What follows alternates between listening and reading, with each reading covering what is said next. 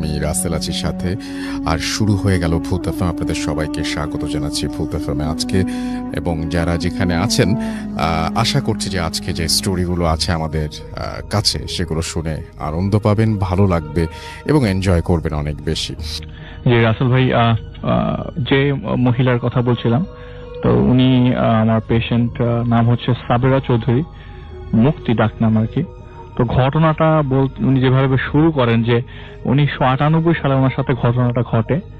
তো ঘটনাটা 98-এর না, ওনারা থাকতেন কুমিল্লার বিজয়নগরে। তো ওই সময় ওনাদের বাসাতে থাকা অবস্থায় প্রায় 2 বছর যাবত উনি একটা জিনিসের সম্মুখীন হতে থাকে, সেটি হচ্ছে আপনার উনি প্রায় সময় খুব বিদঘুটে স্বপ্ন দেখতেন। যেমন স্বপ্নের মধ্যে ওনার সাথে কেউ কথা বলছে, বা উনি স্বপ্নের মধ্যে মনে হচ্ছে যে জেগে আছে, তো ওই জাগ্রত অবস্থায় দেখছে যে বিছানার উপরে প্রায় 30-40 জন মানুষ একসাথে জড়সড় হয়ে বসে আছে, সবাই ওনার দিকে তাকিয়ে আছে। এরকম স্বপ্ন শুধু 1-2 দিন রাসেল ভাই, এরকম স্বপ্ন উনি দেখতো প্রায় 2 বছর যাবত। তো অ্যাকচুয়ালি যখনই উনি ঘটনাগুলো কাউকে বলতে যেত বা ঘটনাটা মার সাথে শেয়ার করবে, এক বাবার এক মেয়ে, তো শেয়ার করতে যাওয়ার সময় তার মুখ দিয়ে কোনো কথা বেরোতো না, বা বলতে গেলে উনি কোনো না কোনো কারণে হয়তো ভুলে যেত, বা বলতে গেলে বলতে পারতো না, অন্য কোনো কাজে ব্যস্ত হয়ে যেত। 1998 সালে এই যখন ওনার বড় ভাই বাংলাদেশ থেকে চলে যায়, তখন থেকে অ্যাকচুয়ালি ওনার সাথে ঘটনাগুলো একদম সামনাসামনি ঘটতে থাকে। এতদিন স্বপ্নে ছিল, এবার ঘটতে থাকে সামনাসামনি। শুনি আমরা। তো উনি ওনার ভাইকে সি অফ করতে ঢাকা আসে, ফুপির বাসায় আসে। ফুপির বাসা হচ্ছে জিঞ্জিরাতে। তো ভাইয়াকে সি অফ করবে যেদিনের আগের দিন রাতের বেলা সবাই মিলে একসাথে বসে টেবিলে খাচ্ছে। তো দরজা নক করে, কে জানি বেল দেয়। তো উনি দরজা খুলে, এবং খোলার পরে দরজার দিকে তখনও তার চোখ পড়ে নেই, তখন একজন ডাকে পেছন থেকে, কে এসছে? তো বলে দেখছি। তো যখনই সে দরজার প্রায় পুরোটা খুলে তাকায়, তখন দেখে যে 2 জন মানুষ দাঁড়িয়ে আছে তার সামনে। তার খালি এতটুকু মনে আছে, মানুষগুলার মানে অ্যাকচুয়ালি কোনো মাথা দেখা যাচ্ছে না, কিন্তু হাতের সাইজটা বিশাল। মাথা দেখা যাচ্ছে না কিন্তু হাত দেখা যাচ্ছে। দুটা মানুষ, আচ্ছা, হাত দেখা যাচ্ছে কিন্তু মাথা দেখা যাচ্ছে না। দুজনই সাদা কাপড় পরে দাঁড়ানো ওনার সামনে। এই বলে সে সেন্স হারিয়ে ফেলে, এবং সেন্স ফিরবার পরে উনি ঘটনা সবাইকে বলে বেড়ায় যে এই ঘটছে আমার সাথে। তো তখন জিনিসটা একটু ডিফারেন্ট লাগলে ওনার ফুপা জিনিসটাকে আর অন্যভাবে নেয় নাই। ওনা বলে যে, ফুপা বললো যে তোরা তো আজকে এসছিস, আমি আজকে ভোরবেলা ফজরের নামাজ পড়ে আসবার সময় মসজিদে যখন আমি মানে ফরজ নামাজটা শেষ করি, তো হুজুররা একটা কথা বলার সময় আমি মসজিদের এন্ট্রান্সের দিকে একটু চোখ পড়ে। তো চোখ পড়বার সময় আমি দেখি 2 জন মানুষ দাঁড়িয়ে আছে, আমি শুধু হাতটাই দেখতে পাচ্ছি, 2 জনের আর কোনো মাথা কিছু দেখতে পাচ্ছি না। তো আমি আবার হুজুরের দিকে মনোযোগ দিতে গেছি, মানে আমি জিজ্ঞেস করব হুজুরকে আপনারা কি এরকম কিছু দেখছেন কিনা। এমন মুহূর্তে আমি দেখলাম ওইখানে আর কেউ নাই। তো আমি যখন বাসায় ব্যাক করি, আমি অনেক দোয়া পড়তে থাকি। ওই ফুপা বললেন যে আমি অনেক দোয়া পড়তে থাকি, আল্লাহকে ডাকতে ডাকতে যখন ঘরের কাছে চলে আসলাম, ভাবলাম যে আমি এখন সেফ আছি। কিন্তু এমন সময় যখন নিজের ঘরে ঢুকবো, দরজা দিয়ে ঢোকার সময় দেখি ওই 2টা মানুষ দাঁড়িয়ে আছে, এবং আমার বুকের ভেতরটা আটকে উঠলো। তো প্রথম মুক্তিয়াপুর ঘটনাটার কথা সবাই অবিশ্বাস করলো। ফুপা যখন তার সাথে রিলেট করলেন, তখন সবাই বলল যে না, দেয়ার ইজ সামথিং ডিফারেন্ট, এখানে কিছু একটা ঘটছে যেটা আসলে খারাপ কিছু। তো পরের দিন ভাইয়া চলে যায়, ওনাকে আর জিনিসগুলো নিয়ে এতটা বদর করে নাই। তো উনি বাংলাদেশ ছেড়ে চলে যায়। তো সবার খুব মন খারাপ। পরের দিন, ওই দিন রাতের বেলা ঠিক একই সময় আবারও ওই 2 জন লোক হাজির হয়, এবং দরজাটা খুলে ওই বাসার নক করি তারা আসে, এবং দরজা খুলে দেখে যে 2 জন লোক দাঁড়িয়ে আছে। এবং ওইটা দেখার পর উনি সাথে সাথে দরজা লাগিয়ে দেয়, এবং সবাইকে বলে যে তোমরা সবাই আল্লাহকে ডাকো। তো ওই দিন তারা ডিসিশন দেয় যে না, আমরা থাকবো না। তো ঘটনাটা রাসেল ভাই এই জায়গায় শেষ হয়ে যেতে পারতো, যে এখান থেকে চলে যাচ্ছে আমার ঝামেলা শেষ। কিন্তু ঝামেলাটা আসলে শুরু হয় আবার কুমিল্লায় যাওয়ার পর। কুমিল্লায় পৌঁছাবার পর 1 সপ্তাহ পর থেকে আবার ঠিক একই স্বপ্ন রাসেল ভাই। রাত্রেবেলা ঘুমের মধ্যে দেখছে যে আমার ঠিক খাটের উপর অনেকেই বসে আছে। খুব অদ্ভুত স্বপ্ন। অদ্ভুত না রাসেল ভাই, 2 বছর ধরে একই স্বপ্ন বারবার দেখাটা পসিবল না। তো উনি অ্যাকচুয়ালি আবার মানে খুব পড়াশোনা করতেন আর কি, রাত জেগে পড়াশোনা করবার একটা অভ্যাস ছিল। যে স্পেকার ভাইয়ের সাথে আমার ঘটনা কিছুটা মিল আমি পাচ্ছি। তো রাত জেগে পড়বার একটা অভ্যাস ছিল তার। তো ওই দিন রাতের বেলা ঠিক যেদিনই সে ওই স্বপ্নটা দেখলো ওই দিন রাতের বেলা সে পড়ার পরে বাথরুম থেকে গোসল করে আসে এবং ব্যাক করে চুল ঝাঁটা দিতে দিতেই দেখলো যে তার ড্রেসিং টেবিলের সামনে একজন মানুষ বসে আছে, ইয়া লম্বা চুল, কিন্তু মুখের মধ্যে কোনো স্ট্রাকচার নেই, পুরো প্লেন একটা মুখ, এবং তার দিকে তাকাচ্ছে না। সে সামনে এগিয়ে দেখলো, দেখার পরে ওইটা দেখার পরে সে ফিট হয়ে যায়, সেন্স হারিয়ে ফেলে। তো সেন্স হারাবার পর মাকে সে বারবার ঘটনাগুলো বোঝানোর চেষ্টা করে এবং মাকে সে আস্তে আস্তে বুঝে বলে যে মা, আমি এরকম এরকম ঘটনা লাস্ট 2 বছর ধরে প্রত্যক্ষ করছি, আমি আপনার তোমাদেরকে অ্যাকচুয়ালি বলতে পারছিলাম না। তো পাশের এক হুজুর আছে, উনি খুব বুজুর্গ, উনি খুবই মানে ভালো একজন মানুষ। তার কাছে নিয়ে যাওয়ার পর সে বলে যে আচ্ছা তুমি এই পানিটা 7 দিন খেও, আর তোমাকে কিছু ফুল টাইপের একটা জিনিস দিয়ে পানি দিলো, বলে এটা তুমি 3 দিন গোসল করবো এটা দিয়ে। ঠিক একই জিনিসগুলো সে ফলো করে আসলে কোনো কিছুই হয় নাই। সে 7 দিন বললো যে 7 দিন পানিটা খেতে, সে বলেছে 7 দিন খেলে হয়তো আমি আর জিনিসগুলো ফেস করবো না, কিন্তু ঠিক রাতের বেলা একই জিনিস বারবার তাকে ফেস করতে হচ্ছে। মজার বিষয়, ওই থেকে প্রায় 14 দিনের একটা গ্যাপ, 14-15 দিন পরে বাসায় কেউ নাই, তখন হচ্ছে 1999 সাল রাসেল ভাই। তো আপনার বৈশাখের সময়, পহেলা বৈশাখের আমেজ সবাই, তো ওনার মা যথারীতি বাইরে যান এবং বাসায় ছিলেন না আর কি, আর ওনার বাবা ছিলেন অফিসে। তো উনি কি করলো, হঠাৎ করে কলিং বেল বাজলো এবং দরজা খোলার পরে দেখলো যে ওনার ফুপা এসছে। তো ফুপা আসার পর ফুপাকে সালাম করলেন এবং সালাম করবার পরে ফুপা কোনো কথা না বলে ডিরেক্ট ড্রয়িং রুমে যেয়ে বসলেন। ফুপাকে অনেক কোয়েশ্চেন জিজ্ঞেস করলো, ফুপা কখন আসছেন, আপনি তো নর্মালি জানিয়ে আসেন, আজকে না জানিয়ে চলে আসলেন। তো ওই সময় রাস্তাতে ফোন ছিল না, মোবাইল ফোন ছিল না, তো পাশে একটা বাড়িতে ফোন ছিল, সেখানে নর্মালি যখন ফুপা আসতো জানিয়ে আসতেন। তো ফুপা কোনো কথাই বলছে না, কোনো কথার অ্যান্সার দিচ্ছে না, খালি একটা কথা বললো যে এই বক্সটা নে, এই বক্সটা তুই খুলবি না, আমি যাওয়ার 24 ঘন্টা পর খুলবি। তো ও ফুপার কোনো কথা অ্যান্সার না দিয়ে বললো যে ফুপা আপনি খেতে বসেন। সে আবারও বলে এই বক্সটা নে, এই বক্সটা খুলবি 24 ঘন্টা পর আমি। ওই ওনার কথার কোনো উত্তর দিচ্ছে না, না উনি টোটালি মনে হচ্ছে যে উনি কথাগুলো শুনছেই না, মানে ওনার ফুপা কথাগুলো শুনছেই না। তো 24 ঘন্টা তো দূরের কথা, ওনার তো আগেই ইচ্ছা ছিল এতে বক্সের ভিতরে কি আছে খোলার জন্য, ফুপা তো রাজগুবি কিছু দিয়ে যাবে না। বক্স খুলে দেখে, মানে রাসেল ভাই এটা আমি জানি না, আমার নিজেরই আজকে বলতে কেমন জানি ভয় লাগছে, দেখে মানুষের 5টা আঙ্গুল, জাস্ট ইন্ডিভিজুয়াল 5টা আঙ্গুল, এবং ভয়ে ওই সময় চিৎকার দিয়ে সে দৌড়ে মার কাছে গিয়ে বলে মা এই 5টা আঙ্গুল আমি বক্সটা ফুপা দিয়ে গেছে আজকে। তো মা বলে যে কি বলিস আবল তবল, বক্স খুলে মা দেখে 5টা আঙ্গুর ফল। তো ওই দেখতে দেখতে উনি দুজন দুই জিনিস দেখছে, মা দেখতে দেখতে উনি আবার সেন্স হারিয়ে ফেলছে। মা ওনাকে ধরতে গিয়ে জিনিসটা আবার ছুঁড়ে ফেলে দেয়। তো ওনাকে ধরে বলে যে চল ঢাকায় চল। ওই দিন রাতের বেলা এই কন্ডিশন দেখার পর মেয়ে এতবার সেন্সলেস হয়ে যাচ্ছে, একটা মা বাবা এটা একসেপ্ট করে নিবে না। তারা অবশ্য ওই জিনিস সাথে সাথে ঢাকায় নিয়ে আসে এবং ফুপির বাসায় নিয়ে আসে। তো ফুপাকে বলছে যে ফুপা এই জিনিসগুলো আমি দেখলাম। তো ফুপা বলে আমি তো যাই নাই, আমি গেলে তোকে এই জিনিসগুলা কেন দিব, তোর মা এই জিনিসটা কেন দেখবে। তো এখানে ডক্টর দেখায় এবং ডক্টর বলে এটা কন্ডিশনাল হ্যালুসিনেশন হতে পারে, আপনি ওষুধগুলা খান, এগুলো ওষুধগুলা খাওয়ার পরে দেখা যাক, আপনি আমাকে 1 মাস পরে আবার একটা ভিজিট দিবেন। তো ডক্টরের কাছ থেকে যাওয়ার পর সে কুমিল্লা আবার ব্যাক করে 2-3 দিন তার ঘুম খুব ভালো হয় রাসেল ভাই। এরপর থেকে ঘুমের ওষুধ 3টা-4টা খেলেও তার ঘুম হতো না। দেখো সে একই জিনিস আগে সে স্বপ্নে দেখতো, এখন সে চাক্ষুষ বসে থাকা অবস্থা দেখছে, তার খাটের উপরে অনেকে বসে আছে। এর মধ্যে সে চান্স হয়ে যায় চিটাগং ইউনিভার্সিটিতে। সে চিটাগং ইউনিভার্সিটিতে চান্স পেয়ে যাওয়ার পর ওখানে সব ধরনের ফর্মালিটিস কমপ্লিট করে আসার পরে 1 মাসের ছুটি পায়। তো 1 মাসের ছুটি পাওয়ার পরে সে ঢাকা কুমিল্লা চলে আসে। কুমিল্লা চলে আসবার পরে যেটা অ্যাকচুয়ালি রাসেলে বলতে যাচ্ছে সেটা টোটালি আনএক্সপেক্টেড। এটা হতে পারে 1-2 বছরের মধ্যে এরকম হতে পারে। তো রাত 11টা বাজে, তখন সবাই মিলে কথা বলতে বলতে দরজায় কে জানি নক করলো। নিচের ভাড়াটিয়া মাঝে মাঝে দোকানে যাওয়ার জন্য কলাপসিবল চাবি নক করে। তো আঙ্কেলই নর্মালি দরজাটা খুলে। তো উনি নাকি দরজাটা খুললেই খোলা অবস্থায় দেখে যে তার বড় ভাই আসছে বাংলাদেশে। খুব অদ্ভুত লাগছে সবার কাছে এবং সবাই এতটাই খুশি আবার এতটাই সারপ্রাইজ যে ভাইয়া চলে আসছে উইদাউট এনি ইনফরমেশন, জানাই নেই।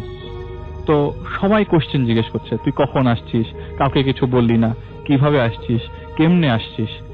সবাই বলতেছে কিন্তু ভাইয়ার মুখ থেকে কোনো কোশ্চেনই আসছে, মানে উত্তরই আসছে না, কোনো কথার উত্তরই দিচ্ছে না, কারো দিকে তাকাচ্ছে না, মাথা নিচু করে আছে।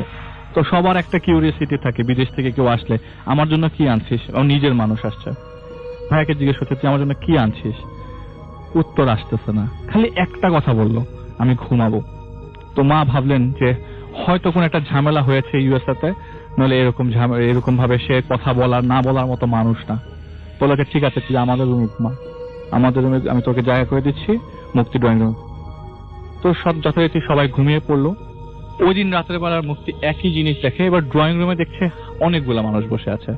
আমি আপনাকে রাস্তা ভাই একটু ফাস্ট বলার কারণে বলি নাই, ড্রয়িং রুমে একই মানুষ সবাই বসে আছে, 20-25 জন ড্রয়িং রুমে, এবং ওর সামনে পানি খেতে উঠে রাত্রেবেলা।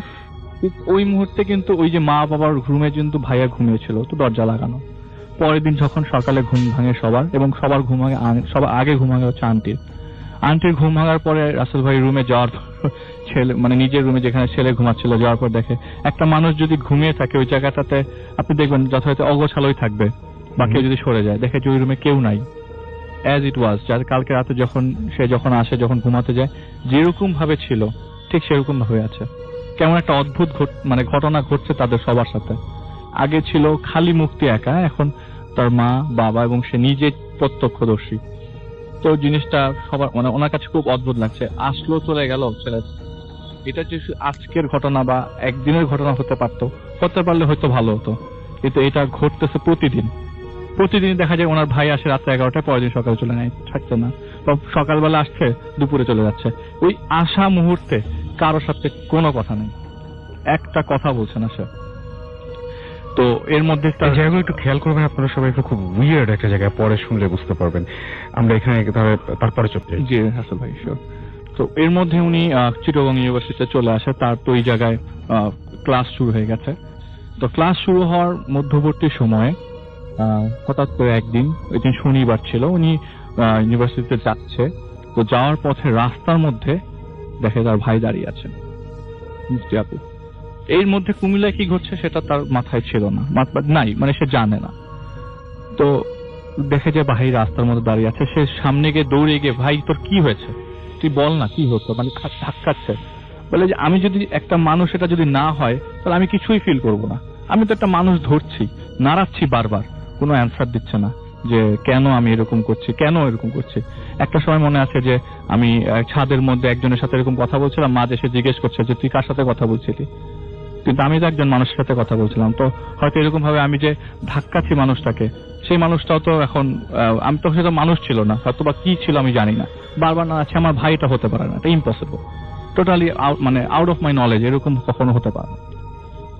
তো এরই মধ্যে আপনার ইউএসএ থেকে খবর আসলো যে একটু ডিফারেন্ট, মানে উনি হঠাৎ করে শুনে ঘটনা যে ইউএসএ খবর এসছে যে ওনার চাচা ইউএসএ থাকে, বলেছে যে ফাহাদের শরীর খুব খারাপ, ও হসপিটালে আছে, তোমরা সবাই ওর জন্য দোয়া করো।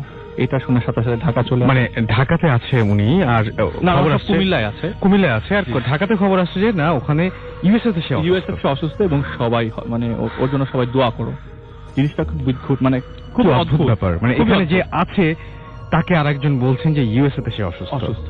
তো সে ঢাকায় সাথে সাথে চলে আসে, এবং মুক্তিপুর ডিরেক্ট সাথে সাথে মা বাবার সাথে আসে, এবং ওনারা এসে খুব উত্তেজিত হয়ে যায়। তাহলে আমাদের সাথে প্রতিদিন কি হচ্ছে, খুব ভয় লাগছে জিনিসটা বলতে, কেমন জানি লাগছে আর কি বলতে, যে আমার সাথে এগুলো কি করছে। প্রতিদিন আমি আমার ছেলেকে দেখছি আসছে যাচ্ছে, অথচ এটা কি, আমার ছেলে অসুস্থ, এখানে এসিটা দিয়ে দেন, ঘামছে একদম পুরোপুরি। তারপরে না, আমার কাছে রাসেল ভাই সিরিয়াসলি ঘটনাটা অদ্ভুত লাগে। তো হঠাৎ করে সে বলে যে না, তোমরা সবাই আল্লাহর কাছে দোয়া করো, ও যেন আমাদের কাছে সুস্থ হয়ে ফেরত আসে। বলে আপনি কি বলতেছেন এগুলো, আমার কাছে প্রতিদিন আমার ছেলে আসে রাত্রেবেলা, তাহলে ওকে বাংলাদেশে আসে নাই? বলে যে আমি কিছু বলতে পারবো না, তোমরা জাস্ট আল্লাহর কাছে দোয়া করো। ওই পাশ থেকে, ইউএসএ থেকে এটা আসছে। খুব 2-3 দিনের মধ্যে খবর আসলো, এবং খবরটা ওনার ফুপা পায়। ফুপাকে জানানো হয় যে ভাই উনি ফাহাদ উনি মারা গেছেন আর কি, তো ওনার লাশ নিয়ে আমরা বাংলাদেশে আসছি। অদ্ভুত ব্যাপার, টোটালি অদ্ভুত ব্যাপার, এবং বিশ্বাস করতে পারছেন না এতদিন যা হচ্ছে তার সাথে যদি এটা জোড়া দিই, কিছুই মিলবার কথা না। তো বাংলাদেশে আসার পর তো ওনার মার রাইট সাইডটা প্যারালাইজ হয়ে যায়, আপনার মুখের রাইট সাইডটা, উনি কথা বলতে পারতেন না। তো এটা দেখার পরে বাবা মোটামুটি বাকরুদ্ধ হয়ে পড়ে। আর অদ্ভুত ব্যাপার হচ্ছে, যখন কফিন থেকে লাশটা বের করে, বের করার পরে মানে সবাই বিলাপ করে কান্না করে না রাসেল ভাই। তো ওই আপু লাশ ধরে জাস্ট বলছিল যে ভাই আমাকে ছেড়ে ভাবে তোরা তুই এভাবে চলে গেলি। তো হাতটা যখন ধরতে যায়, এটা খুব অদ্ভুত জায়গা। হাতের মধ্যে কোনো আঙ্গুল পায়নি রাসেল ভাই। ডান হাতটা যখন উঠায় ওই হাতের জায়গাতে ওই হাতে কোনো আঙ্গুল ছিল না। যেটা মানে এটা ক্লুই বলবো, যেটা অনেক দিন থেকেই সে এরকম কিছুটা পেয়ে আসছিল কি এটা কি সেটাই সে মিলাতে পারে, চাইলে মিলাতে পারে যে না আমি তো ফুফাতো একদিনের কিছু একটা পেয়েছিলাম, এটা ফুফাতো ছিল না, ফুফাতো বলে আমি ছিলাম না, তাহলে আসলে এই জিনিসগুলো কি ঘটেছিল আমাদের সাথে। আসলে এটা বলার পর একটু টোটালি ইমোশনাল হয়ে যায় আমার কাছে। তো আমি বুঝছিলাম না আপনার কাছে জিনিসটা শেয়ার করবো কিনা। আপনি অপরচুনিটি দিয়েছেন, আজকে শেয়ার করলাম রাসেল ভাই। Thank you so much. আপনার পেশেন্টের নামটা কি বললেন যেন? সাবিরা চৌধুরী। ডাক নাম বললেন মুক্তি। এখন যে ঘটনাটি প্লে করব সেটি হচ্ছে আফনান ভাইয়ের সাথে, মানে আফনান ভাইয়ের শেয়ার করা একটি ঘটনা। আশা করছি যে এই ঘটনাটি আপনাদের ভালো লাগবে। তো আমি প্লে করব সেই ঘটনাটি এবং আশা করছি যে এই ঘটনাটিও আপনাদের ভালো লাগবে। চলুন শুনে আসি। ঘটনাটি যখন ঘটে তখন 2016 সালের ফেব্রুয়ারি মাস। তারিখটা তিনি ঠিক মনে করতে পারেননি বলে আমাকে দিতে পারেননি। তখন তিনি একটি টেক্সটাইল মিলে চাকরি করতেন। গাজীপুরের টেক্সটাইল গুলোতে সাধারণত 3 শিফটের কাজ হয়ে থাকে, এ শিফট, বি শিফট এবং সি শিফট। তো আরেকটা কথা এখানে তিনি বলেছেন সেটি হচ্ছে যে তিনি যেখানে থাকেন, মানে যে জায়গাটাতে থাকেন সেই জায়গাটা কিন্তু একদম মানে গ্রাম্য বা গ্রামীণ পরিবেশ আর কি। আর তখন যেহেতু একবারেই মানে শীতের সিজন চলছে, তো সেদিন ওনার নাইট ডিউটি ছিল।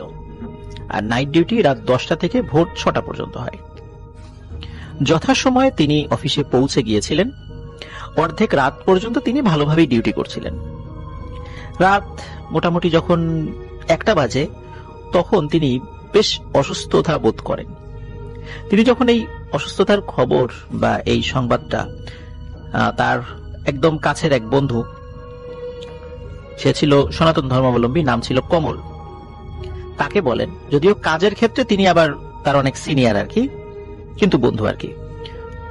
তো কমলকে যখন তার এই অসুস্থতার বিষয়টি বলেন তখন কমল বলে যে কিরে তোর কি খুব বেশি খারাপ লাগছে? তখন তিনি বললেন যে না, খুব বেশি খারাপ যদিও বা লাগছে না, তবে খুব বেশিক্ষণ কাজ করতে পারবো বলে মনে হচ্ছে না। তখন ও বলল যদি কিছু সময় কাজ করতে পারিস তো আরো কিছুক্ষণ কাজ কর, আমি সুপারভাইজারকে বলে তোকে চলে যাওয়ার ব্যবস্থা করে দিচ্ছি।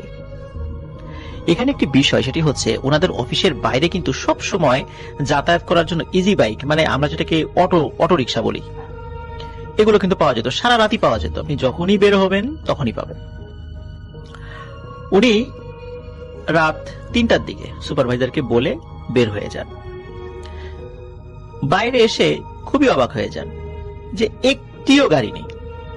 আজব বিষয়, এমন তো হয় না, ঝড় বৃষ্টির রাতে অটো পাওয়া যায়, তা আজকে একটি গাড়িও নেই। উনি কি ঠিক দেখছেন? তো বেশ খানিকক্ষণ ওয়েট করেন, কিন্তু গাড়ি তিনি পাচ্ছিলেন না।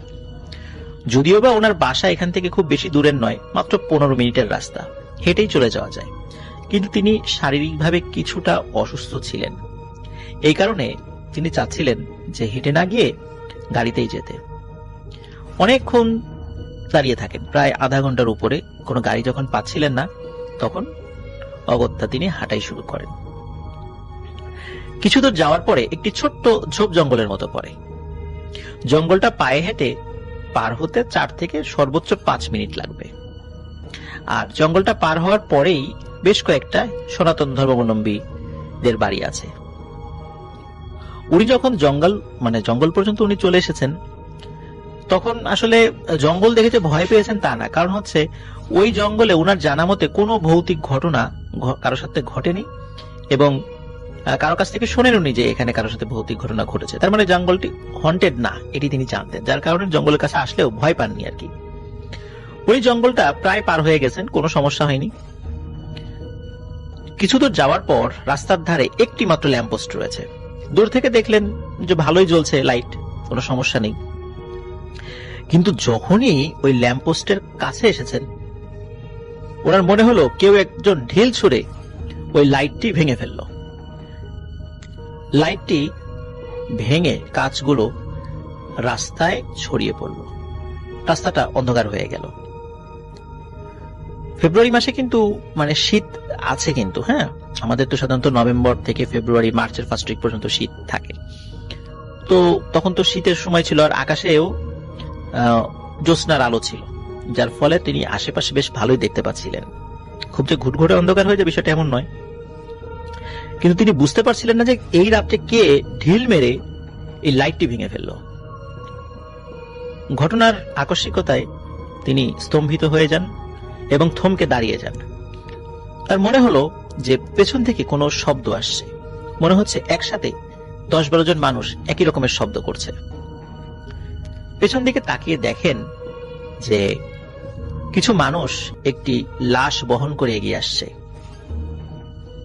তিনি বুঝতে পারলেন এই লাশটি কোনো মুসলিম ধর্মাবলম্বীদের না, এটি কোনো হিন্দু ধর্মাবলম্বী ব্যক্তির লাশ।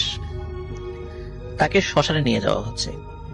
আর শ্মশানে নিয়ে যাওয়ার সময় সাধারণত একটি মন্ত্র সবাই পাঠ করে থাকে, বলো হরি হরি বল, বলো হরি হরি বল।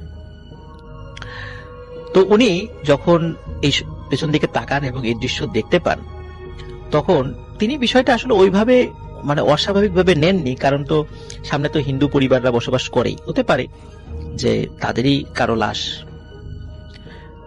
তিনি দেখে বুঝতে পারলেন সেই লাশের মানে শবযাত্রায় মোটামুটি 10 থেকে 15 জন মানুষ আছে, তারা একটি খাটিয়াতে করে লাশটি নিয়ে যাচ্ছে।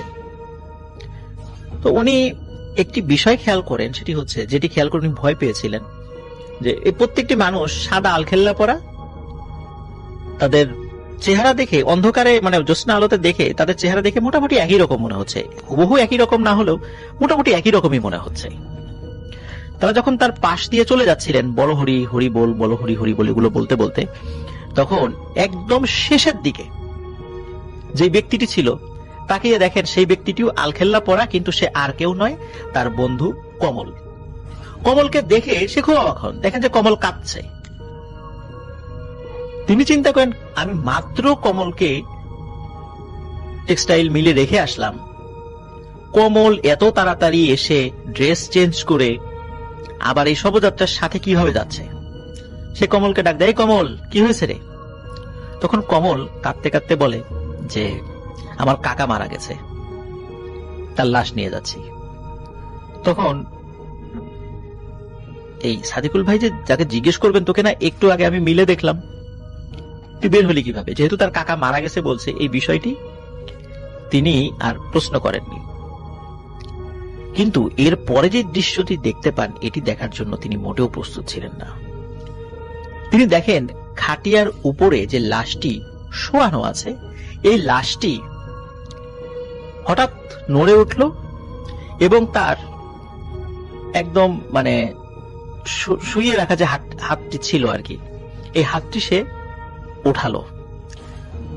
সাদিকুল ভাইয়ের মনে হলো তার হাতে কিছু একটা আছে। তিনি আরো ভালো করে খেয়াল করলেন যে এই হাতটি মনে হচ্ছে কোন একটি মানুষের হাত, একটি কাটা হাত তার হাতে ধরা, এবং ওই হাতটি সে আস্তে আস্তে নিজের মুখের কাছে নিয়ে আসছে এবং সে সেটি চিবুচ্ছে। জ্যোৎস্নার আলোতে তিনি কিন্তু এই দৃশ্য স্পষ্টভাবে দেখতে পাচ্ছিলেন। এই দৃশ্য দেখে তিনি বুঝতে পারলেন যে এই যে ব্যক্তিরা হেঁটে যাচ্ছে বা লাশ, এরা কোনোটাই স্বাভাবিক নয়, এটি প্যারানরমাল কোনো বিষয় বা এরা জিন। তিনি যখন এই বিষয়টি বুঝতে পেরেছিলেন, তখন উনি অজ্ঞান হয়ে সেখানে পড়ে যান। তার যখন জ্ঞান ফেরে, তখন তিনি নিজেকে নিজের ঘরে আবিষ্কার করেন। তখন তার যে রুমমেট ছিল তাকে জিজ্ঞেস করলো যে আমি এখানে আসলাম কিভাবে, তখন বলে যে তাকে ভোর 6টার দিকে যখন শিফট শেষ হয়ে গেছে আর নতুন শিফট শুরু হবে, তো এরকম মানুষরা যখন রাস্তাতে হাঁটাহাঁটি শুরু করেছিল, তখন তাকে অজ্ঞান অবস্থায় রাস্তায় দেখতে পায়। আর ওখানকার বেশ কয়েকজন মানুষ তাকে চিনত, তাই তাকে তার যে থাকার ঘর সেখানে দিয়ে যায়। ঘটনা কিন্তু এখানেই শেষ নয় প্রিয় লিসেনার্স। সে তার বন্ধু কমলকে ফোন করে, জিজ্ঞেস করে যে কমল ঠিক আছে কিনা। কমল বলে যে আমি তো এখন কথা বলতে পারবো না, আশেপাশে প্রচুর শব্দ, আমি এখন গাড়িতে আছি। তখন বলে যে গাড়িতে কেন, আজকে ডিউটি করবি না? বলে না, আমি তো ছুটি নিয়েছি, আমার কাকা মারা গেছে, তাই আমার কাকার শবযাত্রার সাথে যেতে হবে, এই জন্য আমি দ্রুত চলে যাচ্ছি, আমি তোকে পরে ফোন দিব। আজব বিষয়, গত রাত্রেও যখন ওই কমলকে কাঁদতে দেখে সাদেকুল ভাই কমলকে প্রশ্ন করেছিলেন যে কিরে কমল, কোথায় যাস, কাঁদছিস কেন, এই মৃত ব্যক্তি কে, তখন কমল বলেছিল এটি আমার কাকা। আর পরদিন সকালে কমল তার কাকার মৃত্যু সংবাদ সাদেকুল ভাইকে জানান। খুবই অদ্ভুত একটি ঘটনা। থ্যাংক ইউ সো মাচ, আপনার ঘটনার জন্য আপনাকে অনেক ধন্যবাদ। এবং আমি আরও একটা ঘটনায় চলে যাব আমরা, এবং এই ঘটনাটা একটা অডিও ক্লিপ। চলুন শুনে আসি অডিও ক্লিপটি। আশা করছি এই অডিও ক্লিপটিও আপনাদেরকে অনেক অনেক আনন্দ দেবে। চলুন শুনে আসি। আসসালামু আলাইকুম রাসেল ভাই, আমি মোহাম্মদ আশিক ইকবাল চঞ্চল বলছি সাতক্ষীরা থেকে। আমি বলে রাখা ভালো, আমি ভোট.com এর অনেক বড় একজন ফ্যান। 2015 থেকে আমি আপনাকে শুনছি। ঘটনা পাঠাতে চাই, কিন্তু পাঠানোর মতো ঘটনা ছিল না বলে আমি এতদিন কোনো ঘটনা পাঠাতে পারিনি। আমি একজন ডিপ্লোমা স্টুডেন্ট, আমার পক্ষে স্টুডিওতে আসা সম্ভব না এবং লিখেও ঘটনা পাঠানো সম্ভব না, কারণ পড়াশোনা নিয়ে বেশিরভাগ সময় ব্যস্ত থাকি। তাই হচ্ছে অডিও ক্লিপের মাধ্যমে পাঠালাম। আমার ঘটনাটা ভালো লাগলে পড়ে শোনানোর অনুরোধ রইল। ঘটনাটা আমার বড় মামাকে নিয়ে। ঘটনাটা যে সময় ঘটে, সময়টা ছিল 1998 সালের বর্ষাকালের যে কোনো একটা সময়। ঘটনাটা আমি আমার মা, আমার নানা ও নানির কাছ থেকে শুনেছি। বলে রাখা ভালো, আমার আম্মু ছিল আমার নানা নানির প্রথম সন্তান। ঘটনাটা যেদিন ঘটে সেদিন রাতে আমার নানা নানি, আমার বড় মামা, আমার আম্মু, আমার ছোট মামা, এনারা সবাই রাত্রে ঘুমাচ্ছিলেন। আমার নানি আর আমার আম্মু ঘুমাচ্ছিলেন এক ঘরে, আর হচ্ছে বড় মামা, ছোট মামা আর আমার নানা ঘুমাচ্ছিল আর এক ঘরে। হঠাৎ করে রাতের কিছুটা সময়, মানে মধ্যরাত হওয়ার পরে দেখা যায় যে আমার নানার পাশে, আমার নানাই বুঝতে পারে যে নানার পাশে বড় মামা নেই। সেই সময় নানা ঘুম থেকে উঠে সবাইকে ডাকাডাকি করে। ডাকাডাকি করার পরে বড় মামাকে কোথাও খুঁজে পাওয়া যাচ্ছে না, কোথাও খুঁজে পাওয়া যায়। তারপরে হচ্ছে কোথাও অনেক জায়গায় খোঁজাখুঁজি করা হয়, খুঁজে পাওয়া যায় না। ফজরের আজানের পরে যে সময় সকাল হয়, সেই সময় হচ্ছে বড় মামাকে পাওয়া যায় নদীর ধারে অজ্ঞান অবস্থায় পাওয়া যায়। নদীর ধার থেকে বড় মামাকে বাসায় এনে বড় মামার জ্ঞান ফেরানো হয় এবং বড় মামাকে জানানো হয়, মানে বড় মামাকে বলা হয় যে সে সারা রাত কোথায় ছিল, তা সে কিছুই বলতে পারে না। বলে রাখা ভালো, ঘটনাটা যে সময় ঘটে সেই সময় আমার বড় মামার বয়স ছিল 10 বছর। পরে আমার নানা নানি এলাকার মসজিদের ইমামের কাছে বড় মামাকে নিয়ে যায়। এবার ইমাম সাহেব আমার মামাকে দেখে বলেন যে এর উপরে খারাপ কিছু একটা আসর করেছে, আপনারা দয়া করে বড় একজন আলেমের ঠিকানা উনি দিয়ে দেন, সেই আলেমের কাছে যেতে। এইবার যেহেতু আমার নানা নানি যে গ্রামে থাকতেন, গ্রাম থেকে গ্রামের দূরত্ব একটু বেশি দূরে ছিল, তাই সেদিনকে আর যাওয়া সম্ভব হয়নি। তার 2 দিন পরে তারা হচ্ছে আলেমের কাছে যান। তারা আলেমের কাছে যাওয়ার আগে এই 2 দিনের ভিতরে ঘটে যায় এক লোমহর্ষক ঘটনা, যার সম্মুখীন তারা কেউ, মানে যে ঘটনার সম্মুখীন মানুষ হতে চায় না, কিন্তু পরিস্থিতির বশবর্তী হয়ে যেতে হয়। সেদিন রাতে আবার সবাই একসাথে ঘুমিয়েছিল। ঘুমিয়ে থাকার পরে রাতে 1টার সময় আমার বড় মামাকে আবার খুঁজে পাওয়া যায় না। অনেক খোঁজাখুঁজি করা হয়, খুঁজে মোটে পাওয়াই যায় না। তারপরে সকাল হয়, সকাল হলে ইমাম সাহেবকে আনা হয়। ইমাম সাহেব বলেন কি যে তিনি যে আলেমের ঠিকানা দিয়েছিলেন সেই আলেমের সাথে যোগাযোগ করতে। তারপর আলেমকেও আনা হয়। আলেমকে আনলে আলেম তার এক জিনের মাধ্যমে বলেন যে বড় মামাকে পরীতে আসর করেছে। পরীরা 3 বোন, তার ভিতরে ছোট বোনের আমার বড় মামাকে খুবই পছন্দ হয়েছে, তাই তারা বড় মামাকে চায়। তখন আমার নানা নানি জানতে চান যে তারা তাদের তাদের সন্তান মানে বড় মামাকে কখন ফিরে পাবে। সে সময় আলেম তার জিনের মাধ্যমে জেনে বলেন যে আপাতত জিনেরা তাকে নিয়ে তাদের কাছে রাখবে না, তারা ঠিকই ফিরিয়ে দিবেন। এইভাবে হচ্ছে আপনার প্রায় 2 দিন কেটে যায়। 2 দিন কেটে যাওয়ার পরে বড় মামাকে আবার সেই অবস্থায় নদীর ধারে পাওয়া যায়। সেই সময় বড় মামা অজ্ঞান ছিল। তারপরে বড় মামার কাছে জিজ্ঞেস করা হয় যে সে কোথায় ছিল, কি বৃত্তান্ত, সে কিছুই বলতে পারে না। তারপরে আলেমের মাধ্যমে বাড়ি বন্ধ করে নেওয়া হয়। বাড়ি বন্ধ করার পরে হচ্ছে তারা আমার নানা নানিকে স্বপ্ন দেখায় যে তারা যদি তাদের বড় সন্তানকে পরিদের কাছে না দেয় তাহলে তাদের অনেক বড় ক্ষতি হয়ে যেতে পারে। এবার আমার নানা নানি পুনরায় আবার হচ্ছে আলেমের কাছে যান। যাওয়ার পরে আলেম বলেন কি যে আপনারা 5 ওয়াক্ত নামাজ কালাম পড়ুন আর আপনাদের বড় সন্তানকে যত দ্রুত সম্ভব মাদ্রাসায় সে ভর্তি করে দিয়ে আসেন, তাকে কোরআনে তাকে আরবি লাইনে পড়ান, দেন হচ্ছে আপনারা এই সমস্যা থেকে মুক্তি পেতে পারেন। আলহামদুলিল্লাহ রাসেল ভাই, তারপরে হচ্ছে আর কোনো সমস্যা আমার মামার সাথে হয়নি। এটাই ছিল ঘটনা। জানি না কিভাবে কি বলতে পেরেছি। যদি কোনো ভুল ত্রুটি হয়ে থাকে, আমার গুছিয়ে কথা বলার অভ্যাস আসলে নাই, যদি কোনো ভুল ত্রুটি হয়ে থাকে তাহলে ক্ষমা সুন্দর দৃষ্টিতে দেখবেন। ধন্যবাদ। Thank you so much. আপনার ঘটনার জন্য আপনাকে অনেক ধন্যবাদ। এবং আমি আরও একটা ঘটনায় চলে যাব আমরা, এবং এই ঘটনাটা একটা অডিও ক্লিপ। চলুন শুনে আসি অডিও ক্লিপটি। আশা করছি এই অডিও ক্লিপটিও আপনাদেরকে অনেক অনেক আনন্দ দেবে। চলুন শুনে আসি। আসসালামু আলাইকুম প্রিয় রাসেল ভাই, আশা করি আল্লাহর রহমতে ভালো আছেন। আমি চলে যাচ্ছি কয়েক মাস আগে আমার সংগৃহীত একটি ঘটনায়। আজকে যে ঘটনাটি আমি শেয়ার করব সেটি আমাকে শেয়ার করেছেন আমাদের কোম্পানির এক গাড়ি চালক গোলাম নবী ভাই।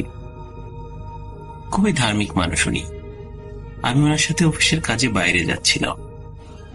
কোনো কারণে রাসেল ভাই আপনার সাথে আমার ফোনে কথা হচ্ছিল। তখন উনি ফোনের সাইড থেকে শব্দ শুনে বললেন, আপনি কার সাথে কথা বলছেন? পরিচিত কণ্ঠস্বর মনে হলো। আমি বললাম, আপনার নাম? উনি চিনে ফেললেন। তখন আমি ওনাকে আমার ভূত.কমের সাথে সম্পৃক্ততার কথা বলি। উনি তখন জানান ওনার কাছে কিছু ঘটনা আছে। এরপরে উনি ঘটনাটি শেয়ার করেন। এটি কুষ্টিয়া জেলার কুমারখালী নামক স্থানের একটি ঘটনা। আজ থেকে 22-23 বছর আগে ঘটে। উনি যেভাবে আমাকে ঘটনাটি বলেছে, আমার বড় ভাই বিয়ে করেছিলেন তখন, আর স্ত্রীকে মানে আমার ভাবিকে আমাদের বাড়িতে নিয়ে আসা হয়। আমাদের বাড়িতে আনার কয়েকদিন পর তিনি বাড়ি থেকে একটু দূরে বিকেলে, ধরা যায় প্রায় সন্ধ্যার দিকে, একটু হাঁটতে বের হয়েছিলেন। হাঁটতে হাঁটতে অনেক দূরে চলে গিয়েছিলেন। নতুন বিয়ে হয়েছে, তাই একটু শ্বশুর বাড়ি ঘুরে দেখা আর কি। তো বোকামি যেটা করেছিলেন, সাথে কাউকে নিয়ে যাননি। যে জায়গাটা দিয়ে উনি যাচ্ছিলেন একটু বর্ণনা না দিলেই নয়। বড় ছোট বিভিন্ন সাইজের গাছ দুই পাশে, নির্জন শুনশান নীরবতা, পাখি কিচিরমিচিরও নেই। কিছুক্ষণ পর পর একটা পেঁচা ডেকে যাচ্ছিল। উনি ঘোরাঘুরি শেষ করে ফিরতেছিলেন। হাঁটতে হাঁটতে যখন বাড়ি থেকে 3-4 মিনিট ডিস্টেন্স গ্যাপে আসেন, তখন এমন একটা স্থানে পৌঁছান যেখানে অনেক বড় একটা তাল গাছ এবং বড়। হঠাৎ মনের অজান্তেই উনি দাঁড়িয়ে যান। ওনার মাথায় কাপড় ছিল না আর চুল খোলা ছিল। হঠাৎ উনি অনুভব করতে পারেন কিছু একটা ওনার মাথা দিয়ে শরীরের ভিতর ঢুকে গেছে। এরপর উনি কি করেছেন সেটা তিনি জানেন না। তার বাড়ির লোকজন তাকে পরে শোনায়। উনি বাড়িতে দৌড়ে চলে আসেন, এসে উঠানোর উপর পড়ে যান আর দাঁতে খিল লেগে যায়। এরপর উনি বেহুশ হয়ে যান। যখন ওনার হুঁশ ফিরে আসে তখন সবাই আশা করেছিলেন যে হুঁশ ফিরে আসলে মেবি সুস্থ হয়ে যাবেন, কিন্তু ফলাফল হলো তার উল্টো। উনি সবার সাথে চিৎকার চেঁচামেচি শুরু করেন, যে কাউকে প্রচন্ড জোরে আজে বাজে ভাষায় গালাগালি শুরু করে। এভাবে অনেকদিন ধরে চলে তার অ্যাক্টিভিটিস। 2-1 কবিরাজ হুজুরকে ডেকে তদবির করানো হয়, কিন্তু কোনোভাবেই তার কোনো উন্নতি নেই। এরপর একজন খুব অভিজ্ঞ তান্ত্রিককে ডাকা হয়, যিনি এসব জিন এবং ভৌতিক বিষয় নিয়ে প্রচুর কাজ করেছেন। যথারীতি তান্ত্রিক তার কাজ শুরু করেন। সময় তখন রাত 10টা হবে। গ্রামে আসলে 10টা মানে গভীর রাত ধরা যায়। তান্ত্রিক কুলো, গামছা, আরো অনেক কিছু। আমরা ঠিক পরিষ্কার সবগুলো মনে নেই কি কি নিয়েছিলেন, এগুলো ওখানে রাখেন। এরপর গোলাম নবী ভাইয়ের আরো 2 ভাই আছেন, ওনাদের 2 জনকে 2টা লাঠি দিয়ে দেওয়া হয়। এরপর শুরু করলেন তার তদবির। তান্ত্রিকের শর্ত ছিল আলো রাখা যাবে না, যতটুকু ন্যাচারাল লাইট থাকে ততটুকুই। সময়টা অমাবস্যা কিনা সেটা ঠিক জানা হয়নি, তবে কোনোভাবেই জিন হাজির করা যাচ্ছিল না। বাধ্য হয়ে চিকন লাঠি দিয়ে আঘাত করা শুরু করে। এরপরে সে কথা বলতে শুরু করে, ভয়ানক কণ্ঠে বলতে থাকে কিভাবে তার উপর ভর করেছে। সে বলতে থাকে, তোরা জানিস না, নতুন বিয়ে করার পর কোনো মেয়ে মানুষ যদি খোলা মাথায় কোথাও ঘোরাঘুরি করে তার উপর আমরা ভর করি, আর ও ঠিক এই কাজ করেছে, তাই আমি ওর উপর ভর করেছি। এরপর তাকে সরে যেতে বলা হয়। যথারীতি এখানে তাকে ফোর্স করা হয়, দোয়া কালাম পরেও ছাড়তে বাধ্য করা হয়। তো যখন ধরে ঢুকানো হচ্ছিল বোতলে, তখন ভাবি বারবার বলছিল আমাকে ছেড়ে দাও, আমি আর এখানে থাকবো না। যখন বোতলটির মধ্যে ওটা ঢুকানো হয়, এরপর উনি আস্তে মাটিতে পড়ে যান। আমি নিজে দেখেছি সেই দৃশ্য। ভিতরে একটা ধোয়ার কুণ্ডলীর মতো ঘুরছিল। এরপর সবাই চোখে মুখে পানির ছিটা দেন। কিছুক্ষণ পরে উনি জেগে ওঠেন। তান্ত্রিক বলেন, এই বোতলটি মাটিতে ঢুকিয়ে ফেলবো কিংবা পানিতে ভাসিয়ে দেব। একবার ভাবুন, পানিতে একটা খালি কাচের বোতল ভেসে যাচ্ছে, মুখটা চেপে দিয়ে আটকান। আপনি বা কোনো ছোট ছেলে মেয়েরা কিউরিসিটির জন্য বোতলের মুখটা খুলে দিন, কি অবস্থা হবে তখন? কয়েকদিন পরে ঘটে আর এক ঘটনা। বাগানের ভিতর সবাই খেলা করছিল, যেখানে আমার ভাতিজিও খেলছিল। খেলাধুলার এক পর্যায়ে হয় না একটু ফান করে গিয়ে কাউকে ধাক্কা দিয়ে ফেলে দেয়। এরকম ওদের একজন খেলার সাথে আমার ভাইয়ের মেয়েকে ধাক্কা দিয়ে ফেলে দেয়। যে ফেলে দেয় সে কিন্তু অনেক বড় আর ও ছোট। আমার চোখের সামনে হঠাৎ দেখি ও চোখ মুখ লাল করে রেগে ওই ছেলেকে এমন জোরে মাটিতে চেপে ধরেছে, ওর দম যেন বন্ধ হয়ে যাচ্ছে। আমরা সবাই হতভম্ব হয়ে তাকিয়ে আছি। এত শক্তিশালী একটা ছেলেকে কিভাবে এমন ভাবে মাটিতে চেপে ধরে রেখেছে। এরপর সে ছুটে গিয়ে একটা ঘাস কাটা কাঁচি দিয়ে দৌড়ে পাশের বাড়ির মাঠে চলে গেল, যেখানে প্রচুর ঘাস ছিল। আমরাও গেলাম ওর পিছনে দৌড়ে।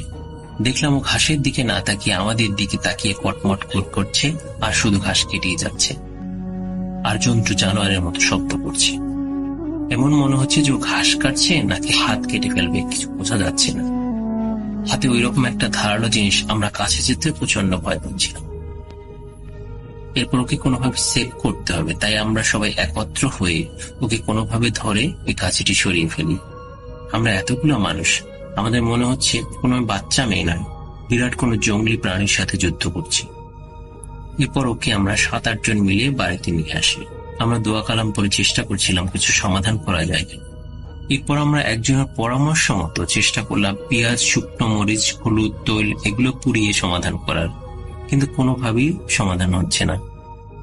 এদিন আমাদের ওই বাড়িতে আমাদের ভাইয়ের শ্বশুর উপস্থিত ছিলেন, কারণ ওখানে একটা প্রোগ্রাম ছিল ঈদে। পরের দিন ওই বাড়িতে ছেলের আকিকা ছিল, তাই উনি দাওয়াতে এসেছিলেন। উনি কিছুটা তন্ত্রবিদ্যা জানতেন। উনি যেভাবে বললেন বোতল নিয়ে আসতে, বোতল হচ্ছে গরুর তেল, ওটা নিয়ে আসা হলো। উনি ওই মেয়ের মাথায় হাত দিয়ে ধরে নাকে ওই তেলটা দিতেই মনে হলো ওর মাছ থেকে কিছু একটা চলে গেছে, এবং মনে হলো ওর সাথে সাথে ঘুমিয়ে গেল। উনি বললেন ওর সাথে যে জিনটা ছিল সে হিন্দু জিন ছিল, যার কাছে গরুর তেল কোনোভাবেই সহনীয় নয়, তাই ও চলে যেতে বাধ্য হয়েছে। ওকে ঘরের ভিতরে নিয়ে যাওয়া হলো। একটু পর আমরা যখন ওখান থেকে উঠে সবাই মাঠের দিকে যাচ্ছিলাম, হঠাৎ দেখতে পেলাম বিশাল মোটা এবং কাঁচা আম গাছের ডাল বিকট শব্দে ভেঙে পড়েছে গরুর ঘরের উপর। আমরা ভয়ে বাড়ির দিকে দৌড়ে চলে আসলাম। যখন সন্ধ্যা নামলো, আমাদের সবার মাঝে আরো ভয় বাড়তে লাগলো, কারণ সে আমার ভাতিজির মধ্যে থেকে বের হয়ে ক্ষান্ত হয়নি, নানা রকম ঝামেলা করেই যাচ্ছে। চারিদিকে তখন শুনশান নীরবতা। হঠাৎ আম গাছের ওখান থেকে ফিসফিস শব্দ ভেসে আসে, তোরা আমাকে সরিয়ে দিয়েছিস, দেখেছিস আমার শক্তি, আমি ছাড়বো না, আমি দেখে নিব। ওর সাথে আমার বিয়ে দিলি না বলে তোর ছেলের ঘাড় চেপে ধরেছিলাম, দেখেছিস? যদি আমাকে ওর সাথে বিয়ে না দিস তোদের আরো শাস্তি পেতে হবে। এরপর চলে আসে চারিদিকে শুনশান নীরবতা। পার হয়ে যায় অনেক দিন, কেউ কোনো সমস্যা ফিল করেনি। এরপর সবাই এখনো ভয়ের মাঝে থাকে, যদি আবার ফিরে আসে ওটা, দুটি দিন এক কিনা তার কোনো প্রমাণ পাওয়া যায়নি এখন পর্যন্ত। প্রিয় রাসেল ভাই এবং লিসেনার, এই ছিল আমার ঘটনা। আমি রাসেল আছি সাথে, আর শুরু হয়ে গেল ভূত এফএম। আপনাদের সবাইকে স্বাগত জানাচ্ছি ভূত এফএমে আজকে, এবং যারা যেখানে আছেন আশা করছি যে আজকে যে স্টোরিগুলো আছে আমাদের কাছে সেগুলো শুনে আনন্দ পাবেন, ভালো লাগবে এবং এনজয় করবেন অনেক বেশি। থ্যাংক ইউ রাসেল ভাই। খুবই ভয়ঙ্কর কিছু শুনতে চাই। ইনশাল্লাহ সেরকম কিছুই বলতে যাচ্ছি। একটা জিনিসের জাস্ট একটু কিউরিওসিটিটা একটু দূর করতে যাচ্ছি। একজন আমাকে বলেছেন যে আসলে মুক্তির সাথে কি এখনো সেই ঘটনাগুলো ঘটছে কিনা। আমি জাস্ট একটু ক্লিয়ার করে দিই, ওনাকে আমি জিজ্ঞেস করেছিলাম ব্যাপারটা নিয়ে। তো উনি বলছে যেদিন ওনার ভাইয়ের লাশ বাংলাদেশে আসানোর পর থেকে উনি এরকম কোনো স্বপ্ন আর ফেস করতেন না, এবং সে অনেক এটার জন্য ওয়েটও করেছে যে আসলে কি আর এরকম কিছু হবে আমার সাথে, কিন্তু এরকম কিছু আর তার সাথে হয়নি। তো দ্বিতীয় ঘটনায় চলে যায় রাসেল ভাই। রিয়াদ ভাইয়ের সব ক্রাউডকে ধন্যবাদ জানিয়ে আরেক রিয়াদের ঘটনা বলতে যাচ্ছি, দুবাইয়ের একটি ঘটনা। এই দুবাইয়ের ঘটনাটি অ্যাকচুয়ালি দুবাই একটা জায়গায় হয়েছে। তো এখানে সিমেন্টারি আছে একটা, সেই সিমেন্টারিতে কাজ করতেন বাংলাদেশের একজন শ্রমিক। তো তার কাছ থেকেই ঘটনাটি শোনা আমার। তো উনি বলেছেন যে উনি যায় বাংলাদেশ থেকে আরো 8 বছর আগে দুবাইতে। তো ওখানে যাওয়ার পরে আপনার নর্মাল চাকরি করবার সাথে সাথে সে একটা সিমেন্টারিতে কাজ করতেন। তো সেই সিমেন্টারিতে কাজ করবার সময়, মানে সিমেন্টারিটা অ্যাকচুয়ালি সে পরিষ্কার করতেন রাসেল ভাই। তো সিমেন্টারি পরিষ্কার করবার সময় প্রচন্ড গরম সেদিন রাতের বেলা। তো রাতের বেলা সকালবেলা সারাদিন প্রচন্ড খাটনি গেছে, তো রাতের বেলা একটু মানে টায়ার্ড লাগছে। রাতের বেলা কিন্তু জায়গাটা ঠান্ডা থাকে। তো উনি কাজ করবার সময় ঝাড়ু মানে পরিষ্কার করছিলেন আর কি। পরিষ্কার করবার সময় গেটের মেইন ফটকের মানে ওই সিমেন্টের গেটের সামনে একজন দাঁড়িয়ে আছে। দূর থেকে মনে হচ্ছে যে লোকটি ওনার দিকেই তাকিয়ে আছে অনেকক্ষণ ধরে। তো সে কবরস্থান থেকে তাকিয়ে আছে। কবরস্থানে সে একটু মাঝখানে ছিল, সিমেন্টের মাঝখানে ছিল। সে পাতা টাতা পরিষ্কার করছে আর কি, ঝাড়ু দিয়ে পরিষ্কার করছে। অ্যাকচুয়ালি তার কাজই এটা। তো সে একটু সামনে গেল, আর এতক্ষণ ধরে ঝাড়ু দিচ্ছে। সে ওই জায়গায় একটা বসার জায়গা আছে, মেইন গেট দিয়ে ঢোকার পরে ছোট্ট একটা বসার জায়গা আছে, সে ওই জায়গায় যাবে আর কি। তো গিয়ে তার ওখান থেকেই সে মনে প্রিপেয়ার করে নিয়েছে যে ওনাকে জিজ্ঞেস করবে অ্যাকচুয়ালি কেন দাঁড়িয়ে আছে। তো উনি গেটের কাছে যায় এবং জিজ্ঞেস করে, ওই আপনার উর্দু ভাষায় বলছে যে আমি এখানে আসছি অ্যাকচুয়ালি তোমার সাথে দেখা করার জন্য। বলে আমার সাথে দেখা করার জন্য কারণটা কি? বলে যে এই যে তুমি প্রতিদিন এই জায়গায় ঝাড়ু দাও, এই জিনিসটা আমি প্রতিদিন লক্ষ্য করি। তো আমি তোমার কাছে প্রতিদিন মানে তোমার কাছে আসছি তোমাকে থ্যাংক ইউ বলার জন্য। তো প্রথম দিন উনি জিনিসটাকে নর্মাল ভাবেই নেয়। তো পরের দিন ঠিক একই ভাবে উনি এই মানে গেটের মেইন গেটের সামনে দাঁড়িয়ে আছে, এবং রাসেল ভাই এত অন্ধকারের মধ্যে হালকা হালকা আলো আর কি, ওই কর্নারে মেইন রোডের পাশ দিয়ে একজন মানুষ দাঁড়িয়ে আছে। প্রতিদিন ঠিক একই জায়গাটায় দাঁড়িয়ে থাকে। কালকে মানে গতকালকে একই ঘটনা ঘটলো, আজকেও বা দাঁড়িয়ে আছে। জিজ্ঞেস করি উনি কেন এসছে। তো সে বলে যে আপনি তো প্রতিদিন এই জায়গাটা পরিষ্কার করেন, সেজন্য তো আপনাকে দেখতে আসছি। তো জিনিসটা তার কাছে একটু বিদঘুটে মনে হয় যে উনি প্রতিদিন এসে থ্যাঙ্কস দিচ্ছে কেন।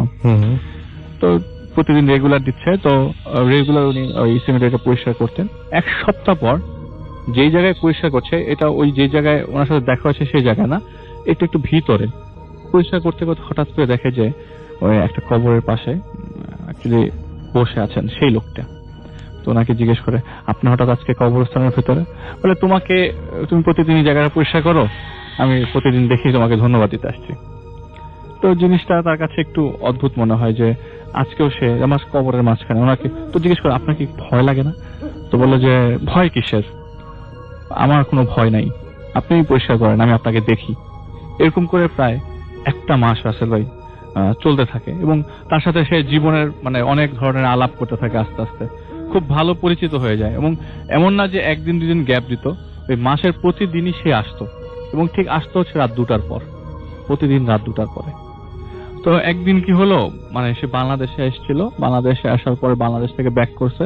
ব্যাক করবার পরে তাকে আবার 1-2 সপ্তাহ ওয়েট করতে হয়েছে ওই চাকরিটার জন্য, কারণ ওই মুহূর্তে তার জায়গায় আরেকজন ঢুকে গেছে। তো চাকরি করবার জন্য সে আবার অফিসে ওখানে যে যাকে বলার কথা তার কাছে যায়। যাওয়ার পরে ওনাকে জিজ্ঞেস করে যে আমি কি চাকরিটা করতে পারবো কিনা। তো ওখানে বলে যে তুমি 1 সপ্তাহ পরে আসো। তো 1 সপ্তাহ পরে ওই যে সময়টা সে ওখানে কাজ করতো সেই সময়টা তাকে বাসায় থাকতে হয়েছিল। তো একদিন হঠাৎ করে বাসায় নিচে আপনার জিনিসপত্র কিনে বাসায় গেছে। ওই দিন মানে খুব ঠান্ডা আর কি। তো তো উনি দরজা হঠাৎ করে নক করে, তখন রাত 12টা বাজে, 12টার পরে আর কি। তো দরজা খোলার পরে দেখে যে সেই মানুষটা দাঁড়িয়ে আছে তার সামনে। আপনি আমার বাসা ছিলেন কি করে? বলে যে তোমার সাথে এতদিন ধরে কথা বলি, তুমি কোন বাসায় থাকো সেটা আমি জানবো না? বলে যে আপনি আমার বাসায় আসছেন কেন হঠাৎ করে? আমি তো আজকে কবর ছাড়া দিচ্ছি না, তো আপনি আমাকে কি জন্য বাসায় আসছেন? বলে তোমাকে দেখি না দেখেই বাসায় আসছি। তো ওনার কাছে জিনিসটা খুব অদ্ভুত লাগে এবং ব্যাপারটা সে তার রুমমেটসদের শেয়ার করে এবং সে রুমমেটরা বলে যে কই তুই কখন দরজা খুললি, কখন কি করলি, কিছুই তো শুনলাম না, কিছুই তো জানি না। বলে না, এই যে কয়েকদিন আগে আমার সাথে এরকম ঘটলো, বাংলাদেশ থেকে আসার পরে এখন আর জিনিসটা হচ্ছে না। তবে 1 সপ্তাহ পরে সে সেই কবরস্থানে আবারও ঠিক একইভাবে কবর ছাড়া দিতে গেছে। তো মজার বিষয় হচ্ছে রাসেল ওই দিন দিনের বেলা সে যখন তার কাজ শেষ করে ওই কবরস্থান ক্রস করে কয়েকটা বিল্ডিং ক্রস করে তার বাসার দিকে যাচ্ছে, তখন ঠিক ওই বিল্ডিং এর পাশে তার খুব পানি পিপাসা লাগে। জিনিসটা খুব ডিফারেন্ট, কেন সে ওই বাসার সামনে তার পানির পিপাসাটা লাগলো। তো যখন নক করার পর একজন মহিলা দরজাটা খুললেন, খোলার পরে সে বললেন যে আমি এক গ্লাস পানি খাবো। তো ওই বাইরে থেকেই ভিতরে একটা ছবি দেখতে পেলেন, যে ছবিটা হুবহু তার ইয়ার মতো, যে এতদিন যার সাথে সে দেখা করতেন। তো বললো যে উনি কে হয় আপনার? উনি তো আমার সাথে রেগুলার কথাবার্তা হয়, উনি খুব বন্ধু মানুষ আমার। বলে যে উনি আমার স্বামী, উনি আজ থেকে প্রায় 25 বছর আগে মারা গেছেন। বলে কি মানে উনি ওইটা শোনার পর ওই জায়গায় পানি হাতে নিয়ে দাঁড়িয়েছিল কতক্ষণ, যে তাহলে আমি এতদিন কার সাথে কমিউনিকেট করলাম, এতদিন আমি কার সাথে কথা বললাম। বলে যে আমি যখন সে তার কিউরিওসিটির কারণে জিজ্ঞেস করলো যে ওনার কবরটা কোন দিকে, বলে ওনার কবরটা এই যে তুমি কয়েকটা ব্লক পরে একটা সিমেট্রি আছে সেখানে। তার মানে যে জায়গায় সে এতদিন পরিষ্কার করতো এবং আনফরচুনেটলি যেই জায়গায় পরিষ্কার করতো, যেই মানুষটার কবরের পাশ দিয়ে প্রতিদিন যেত, সেই জায়গাটাতে এসে। এটা খুবই কমন একটা স্টোরি হতে পারে, বাট এটা ঘটেছে এবং এটা কোন জায়গায় ঘটেছে? এটা হচ্ছে আপনার জেদ্দাফ ডিস্ট্রিক্ট নামে একটা জায়গা আছে দুবাইয়ের, আল স্কয়ার কিছু একটা জায়গা, ওটার পেছনে একটা বিশাল বড় সিমেট্রি আছে, সেই জায়গা।